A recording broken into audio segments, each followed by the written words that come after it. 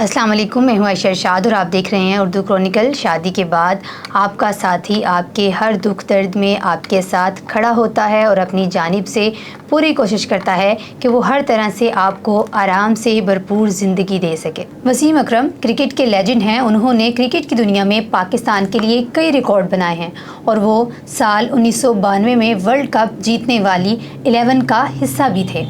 वसीम अकरम को स्विंग के सुल्तान के तौर पर भी जाना जाता है और वो आज भी क्रिकेट के बड़े खिलाड़ियों में से एक हैं और नौजवानों के सरपरस्त भी हैं।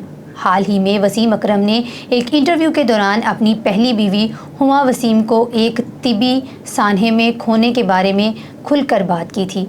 वसीम अकरम ने बताया कि इनकी हुमा से मुलाकात इस वक्त हुई जब वो सिर्फ 18 साल की थी और वो 20 साल के थे।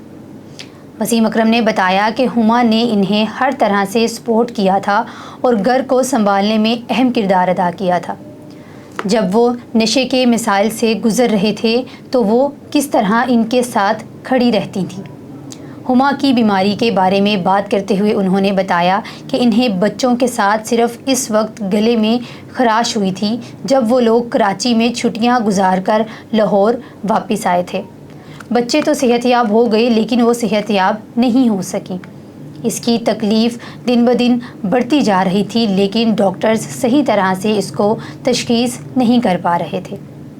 वसीम इस वक्त रो पड़े जब उन्होंने बताया कि इनकी अहलिया की सही तरह से तशख़ीस नहीं हो सकी थी और अहले खाना को एक हस्पताल से दूसरे हस्पताल तक चक्कर लगाना पड़ते थे और फिर आखिरकार हमें इसे एयर एम्बुलेंस में सिंगापुर ले जाना पड़ा। लेकिन वो उस वक्त हिम्मत छोड़ गई जब हमारा जहाज़ हिंदुस्तान में ईंधन बनने के लिए रुका था, क्योंकि हमारी फ़्लाइट को चेन्नई में रुकना ही था। हमारे पास भारत का वीज़ा नहीं था लेकिन वहाँ मौजूद लोगों ने हमारी बहुत मदद की। लेकिन क्योंकि वो लोग मुझे जानते थे, मैं वहाँ IPP खेल कर आया था, शाहरुख की टीम में भी था। इसे वहाँ के हस्पताल के ICU में ले जाया गया लेकिन वो ज़िंदा नहीं बच सकी।